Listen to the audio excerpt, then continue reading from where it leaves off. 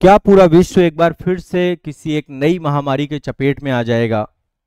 क्या चीन फिर से पूरे विश्व को एक नया वायरस देगा? अभी हाल ही में जो शोधकर्ता हैं उन्होंने चीन में एक नए वायरस की खोज की है और इस नए वायरस का नाम रखा गया है HKU5CoV2। ये नया वायरस है, इसके बारे में भी मैं बताऊंगा। पहले एक बार वायरस का नाम आप जान लीजिए। जनरली कोविड जैसे खतरनाक वायरस में से एक वायरस ये भी है। ठीक है, पहले इस वायरस का मैं नाम लिख रहा हूं, आप लोग लिख लीजिएगा। HKU5CoV2 वायरस, ये नया वायरस है। इस वायरस के बारे में बताया जा रहा है कि मार्केबो वायरस फैमिली कुल का है ये, और ये एक तरीके से श्वसन तंत्र को प्रभावित करता है, श्वसन तंत्र के लिए घातक वायरस है। चीन में आपको पता है जानवरों को खाते हैं, जानवरों की बहुत बड़ी मंडी लगती है जहां पे जानवर बेचे जाते हैं। ये पूरा का पूरा वायरस चमगादड़ में पाया गया है। वन्य जीवों का व्यापार होता है वहां पे, और इसके कारण से आप खुद सोचिए ना, वन्य जीवों को खाते हैं, उनका लगातार व्यापार करते हैं, ट्रेड करते हैं। तो ये वायरस चमगादड़ में पाया गया है और अनियंत्रित वन्यजीव व्यापार के कारण से लगातार जो है इस वायरस के विस्तार होने का खतरा बढ़ता जा रहा है। अभी तक किसी व्यक्ति के मृत्यु का प्रमाण पत्र तो नहीं है, प्रमाण नहीं मिला है, लेकिन ऐसा ये चाइना में स्थिति बनती जा रही है कि ये वायरस धीरे धीरे मनुष्यों में भी फैल रहा है। और यदि ये वायरस बहुत तेजी से फैला, यदि इसकी प्रकृति बहुत तेजी से विस्तार की है, तो ये महामारी का कारण बन जाएगा और एक बार फिर से कोरोना जैसा संकट व्याप्त हो जाएगा। अब ये वायरस इसलिए बहुत ज्यादा खतरनाक और घातक बन जाता है क्योंकि अभी तक इसका कोई टीका नहीं बना हुआ है।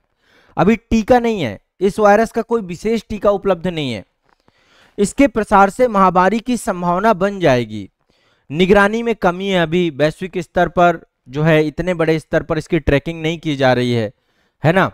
तो चमगादड़ और अन्य वन्य जीवों के जो मौजूद वायरस हैं उसको लेकर अभी निगरानी सीमित है, और इसके वायरस का पता लगाना, नए वायरस का पता लगाना बहुत मुश्किल हो जाता है। ये वायरस समय के साथ साथ म्यूटेशन भी करेगा, यानी कि अपने आप में बदलाव भी लाएगा और इंसान के लिए एक संक्रामक रोग के तौर पे ये निकल के सामने आएगा।